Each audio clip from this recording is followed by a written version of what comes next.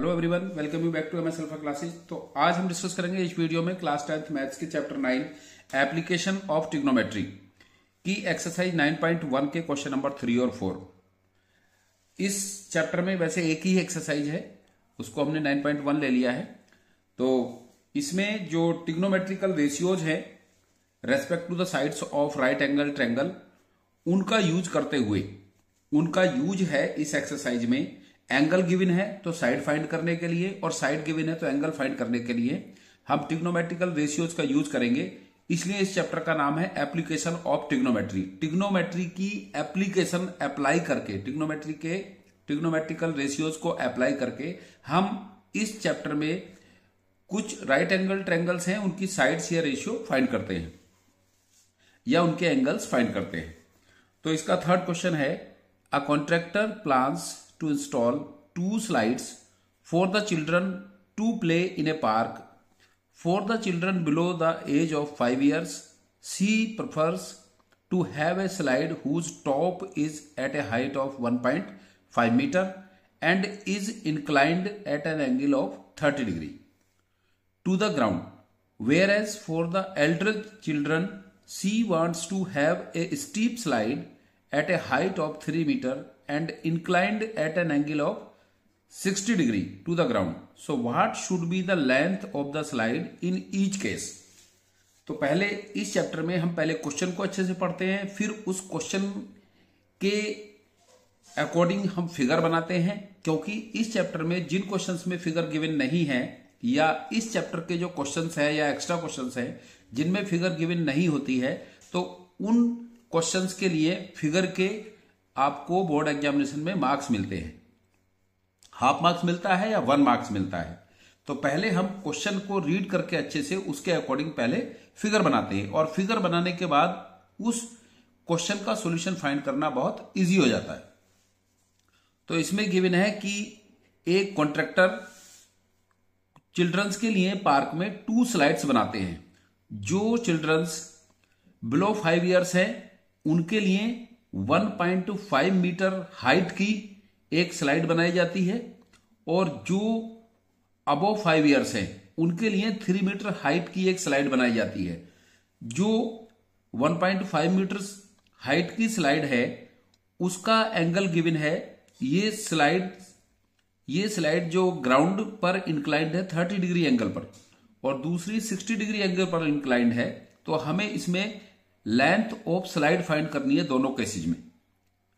तो हमने यहां पर जो फर्स्ट बिलो 5 ईयर्स के चिल्ड्रंस हैं उनके लिए जो एक फिगर बनाई है, तो इसमें एंगल गिवन है 30 डिग्री और हाइट है उस स्लाइड की 1.5 मीटर, और इस स्लाइड की हमें यहां पर लेंथ फाइंड करनी है जो कि ग्राउंड पर 30 डिग्री पर इंक्लाइंड है। तो आइए करते हैं इसका solution. In triangle ABC, in right triangle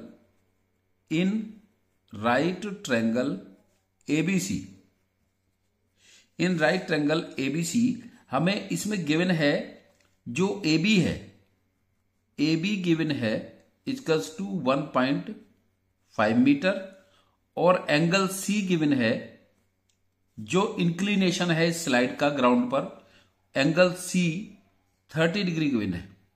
और हमें लेंथ ऑफ स्लाइड फाइंड करनी है, हमें यहां पर फाइंड करना है AC फाइंड करना है। तो कंडीशन के अकॉर्डिंग हम इसमें ट्रिग्नोमेट्रिकल रेशियो अप्लाई करते हैं। तो समझते हैं क्या यहां पर हम अप्लाई कर सकते हैं।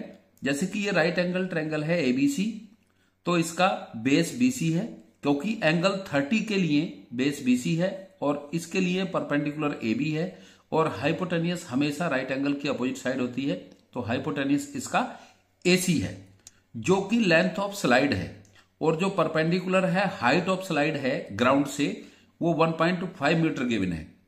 तो हमें अगर स्लाइड फाइंड करनी है तो हमें वो ट्रिग्नोमेट्रिकल रेशियो यूज करना पड़ेगा जिसमें परपेंडिकुलर एंड हाइपोटेनियस आता है, परपेंडिकुलर और हाइपोटेनियस आता है। तो हम यहां पर नोट कर लेते हैं जो एक फॉर्मूला बताया है मैंने, पंडित बद्री प्रसाद हर भोले, perpendicular upon hypotenuse angle sine के लिए यूज होता है, साइन का रेशियो है, साइन का रेशियो है साइड के रेस्पेक्ट में, और कोस के लिए बेस अपॉन हाइपोटेनियस का रेशियो होता है और टेन के लिए परपेंडिकुलर अपॉन बेस का होता है। तो जो साइड हमें फाइंड करनी होती है और जो साइड गिवन होती है तो उसके रेस्पेक्ट में हम उसी टाइप का एंगल यहां पर यूज करते हैं, क्योंकि परपेंडिकुलर हमें गिवन है और फाइंड करना है हमें हाइपोटेनियस जो स्लाइड है, तो हम यहां पर साइन थीटा यूज करेंगे। तो इसमें in triangle ABC sine theta equals to होता है परपेंडिकुलर अपॉन हाइपोटेनियस। अब थीटा की वैल्यू यहां पर गिवन है, जो एंगल सी है 30 डिग्री, तो sine 30 degree equals to perpendicular इसका ए बी है, ए बी अपॉन हाइपोटेनियस इसका ए सी है।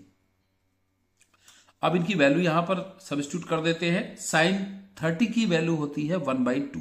आई होप आपको ये वैल्यू याद हो गई होंगी। साइन 30 की वैल्यू 1/2 होती है और ए बी जो इसका परपेंडिकुलर गिवन है 1.5 मीटर है अपॉन हाइपोटेनियस इसका एसी है जो हमें फाइंड करना है, एसी। अब यहां पर हम क्रॉस मल्टीप्लाई करेंगे, एसी की मल्टीप्लाई 1 से करेंगे तो एसी आएगा इक्वल्स टू, फिर 2 की मल्टीप्लाई 1.5 में करेंगे तो 15 2 जा 30, तो ये हो जाएगा 3.0 मीटर। तो जो फर्स्ट बिलो 5 ईयर्स चिल्ड्रन के लिए जो स्लाइड बनाई गई है उसकी लेंथ है 3 मीटर। तो ये था इसका बिलो 5 ईयर्स चिल्ड्रन के लिए रिक्वायर्ड स्लाइड की लेंथ 3 मीटर का आंसर। अब सेकंड स्लाइड बनाई गई है अबोव 5 ईयर्स से एल्डर चिल्ड्रंस के लिए, तो in triangle PQR, in triangle PQR, इसमें PQ गिवन है 3 मीटर। एंगल जो इंक्लिनेशन है स्लाइड का ग्राउंड पर वो 60 डिग्री है, angle R equals to 60 degree है। तो अब हम देखते हैं इस जो स्लाइड के रेस्पेक्ट में हम जो जो इंफॉर्मेशन हमें गिवन है यहां पर, इस 60 डिग्री एंगल के लिए PQ परपेंडिकुलर होगा, PR हाइपोटेनियस होगा, हमेशा राइट एंगल के अपोजिट साइड होता है, और QR इसका बेस होगा। तो हमें इसमें भी स्लाइड की लेंथ फाइंड करनी है, तो इसमें भी हम परपेंडिकुलर और हाइपोटेनियस के रिलेशन वाला ट्रिग्नोमेट्रिकल रेशियो यूज करेंगे, तो उसमें भी हम साइन थीटा यूज करेंगे।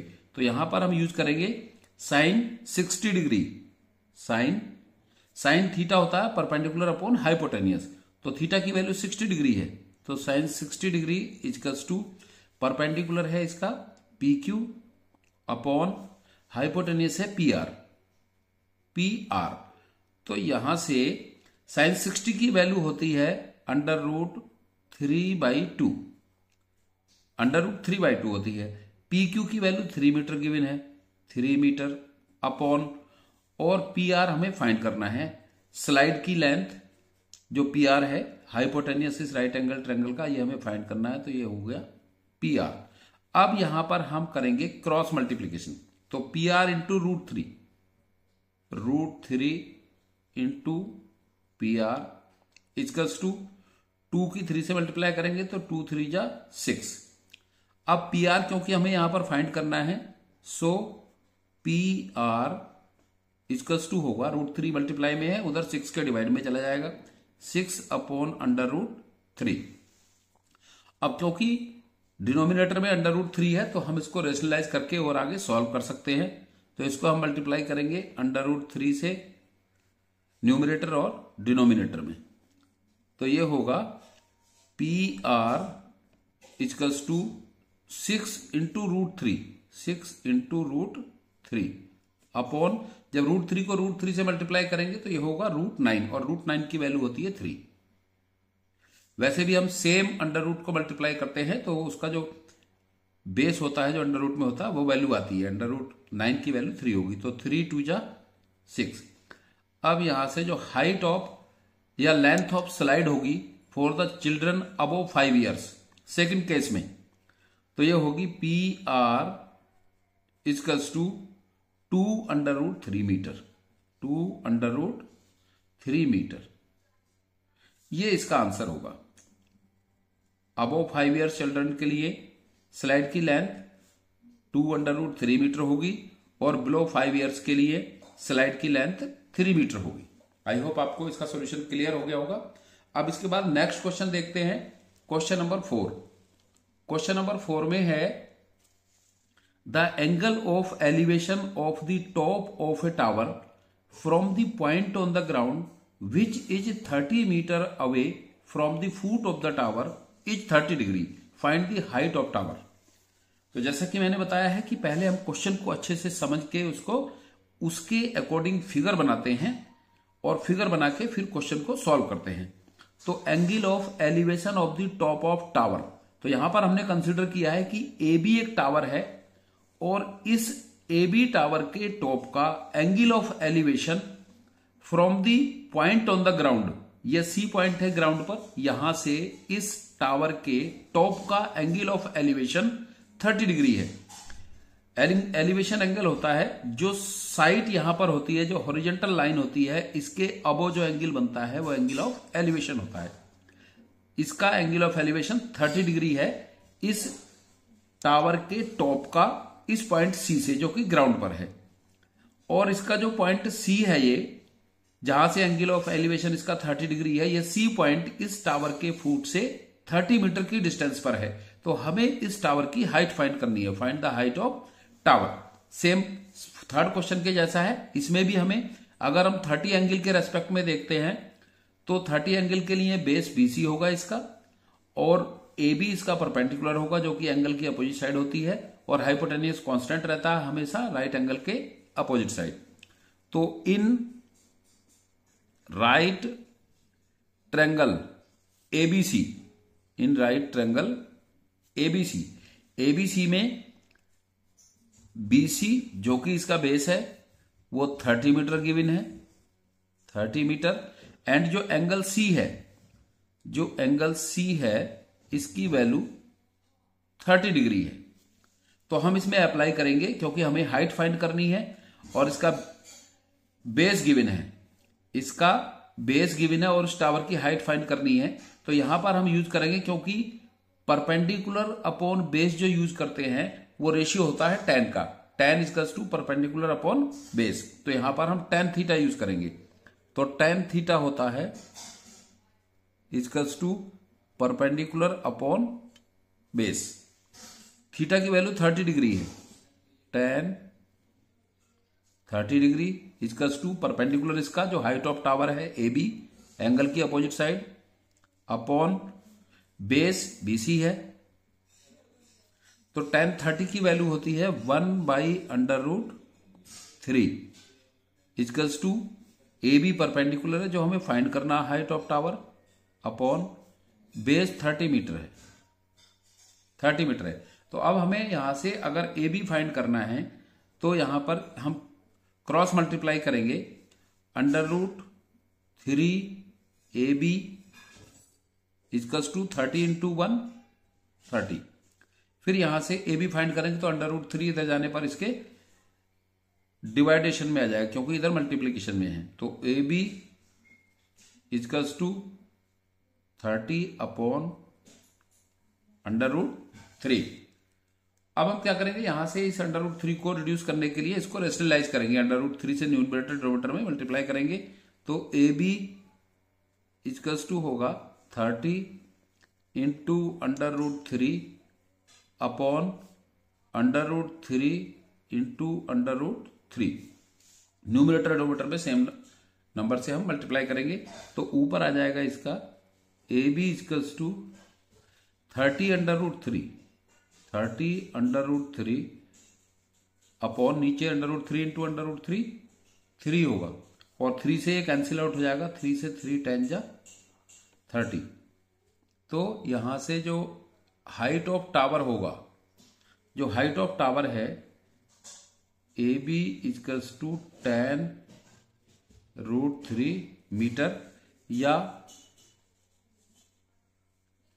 Height of